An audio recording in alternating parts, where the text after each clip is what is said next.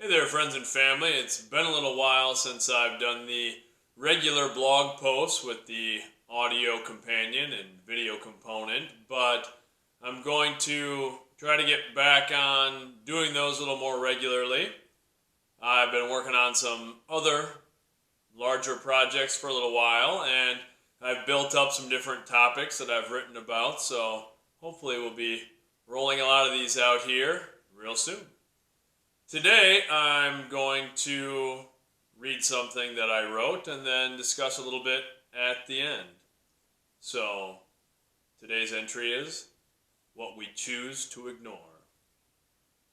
We ignore so many things. It's hard. To some extent, we have to. There's just too much. There's so much information. Our lives are so busy. There are so many challenges and injustices in the world.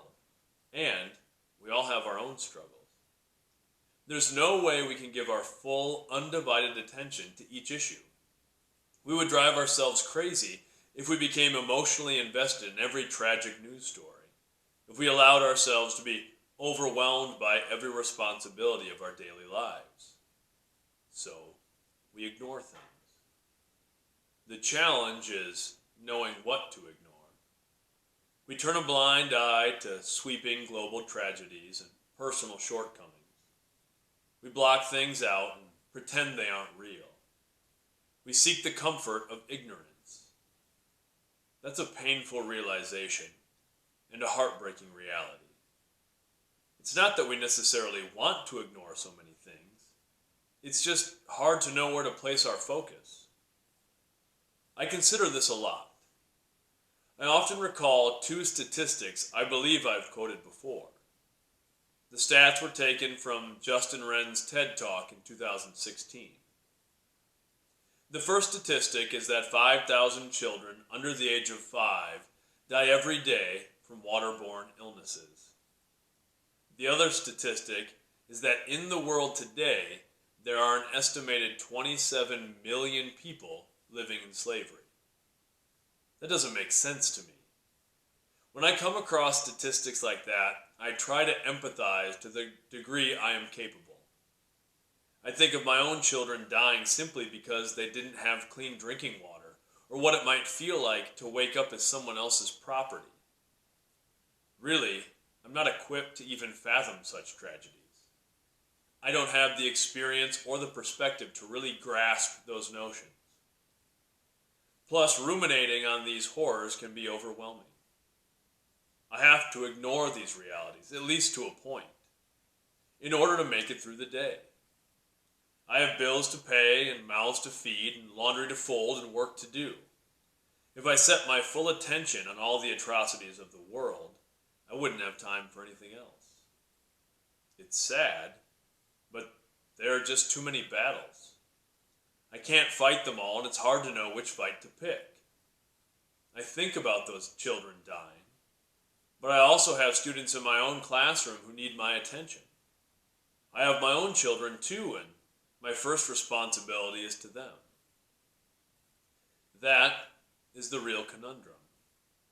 It's hard to know where to draw the line between focusing on our own lives and the lives of others, on the local and the global, on the things we can control and the things we can't. I don't have a great answer either. I really don't know. In our contemporary Western society, it's so easy to ignore things. It's easy to become detached. I go to the grocery store, buy food I didn't grow, I didn't raise, I didn't kill. I put a garbage bag out by the street every Wednesday morning and it's carried away. I don't have to see where it goes. I don't know who made my phone or my shoes. I don't know their stories or their working conditions. There are just so many things in our lives that are out of sight and out of mind. It's just so easy to set things aside. We get caught up in our own lives and still we ignore things. We know we should establish some healthier habits, but we drink soda and sit on the couch. We realize we should start that project now, but we put it off until tomorrow. We neglect our dreams, our relationships, and our lives because facing those things can be painful. The road to change is long and arduous. That is true of society and of ourselves. We can't snap our fingers and feed the hungry or nurture the sick. We can't undo years of unhealthy habits with one workout. Broken fences take mending, and it's hard to rebuild bridges we've burned. Plus, we just can't do it all. We have to ignore some things. I don't have any great advice on what we should ignore. That's going to be different for every person. And I'm not interested in standing on a soapbox and telling other people what they should believe or where they should place their focus. There's enough of that in the world already. And I try to remember that each of us has our own cross to bear. All I know is what I try to do to keep myself sane in this complicated world. I try to ignore things that don't add value to my life or help me add value to the lives of others. I don't spend much time scrolling through social media or even carrying around my cell phone. I honestly miss a lot of news stories. I don't make much time for complaining or gossip.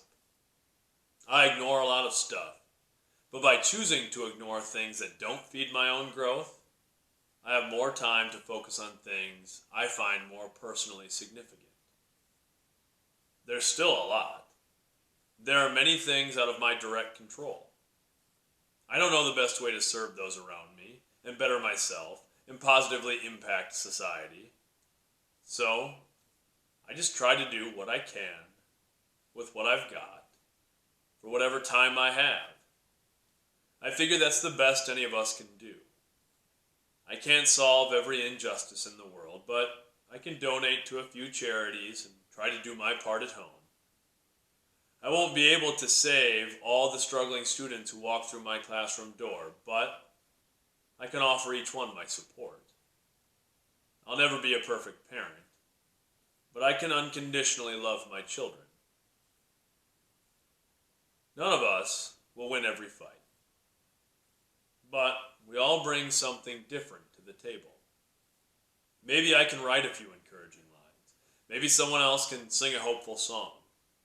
Maybe we can just offer up a fond embrace or a kind word. Maybe we can take one small step in the right direction. And maybe that's enough. Maybe that's all there is. If we all just do the best we can with what we've got, for whatever time we have, things will get better. We'll get better. And maybe we'll have less to ignore. So that's the end of that post.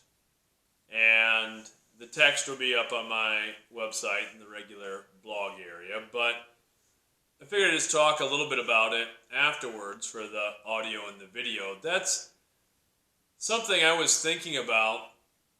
And I think it really started with the two statistics I mentioned from Justin Wren's TED Talk, which I highly recommend if you've never seen it. Justin Wren is a mixed martial artist who digs wells and does food, water, and land initiatives specifically for the pygmy people in Africa. And he's an amazing person. And just those two statistics were unbelievable to me, that 5,000 children under the age of 5, younger than my children, die every day in our modern world because they don't have clean water to drink. And the other being that 27 million people, estimated, wake up every day as someone else's slave. That seems unreal. That seems like things that shouldn't exist in our contemporary society.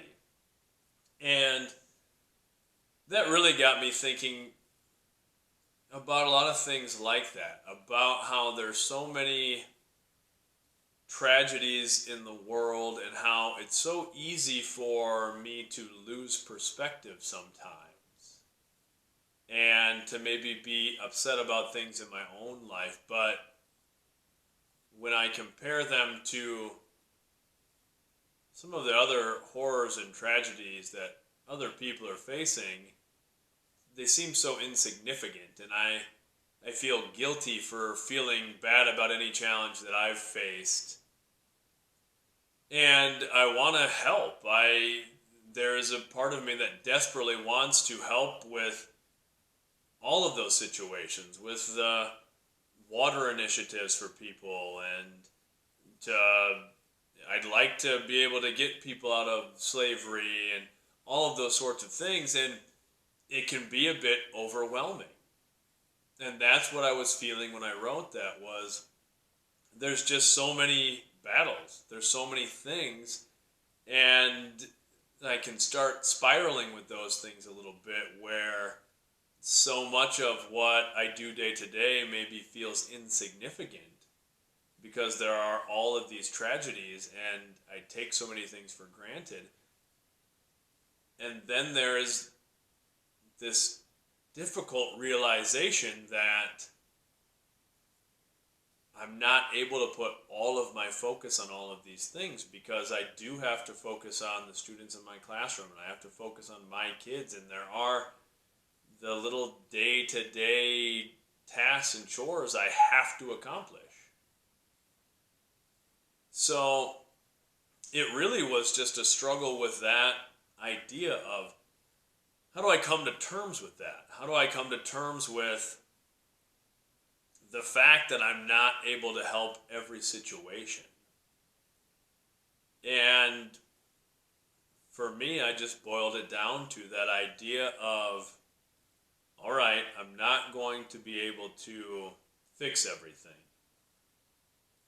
but maybe I can just do whatever I have, whatever gift I have to give, whatever small amount of money I can maybe donate to charity, whatever it might be. I can just do whatever is in my ability, so I can do what I can with what I've got for whatever time I have. And that's not perfect. I'm always re-evaluating and thinking what I can do better and do more. But if everybody did that, if we all just tried to give our best with what we've got,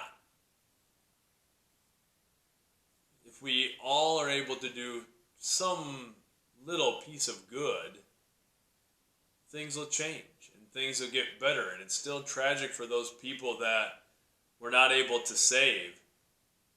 But if we're all doing what we can with what we've got for whatever time we have, things will get better. Thanks for checking out the blog or the audio or the video or however you're checking this out. I appreciate it, and we'll have a lot more coming your way. Much love.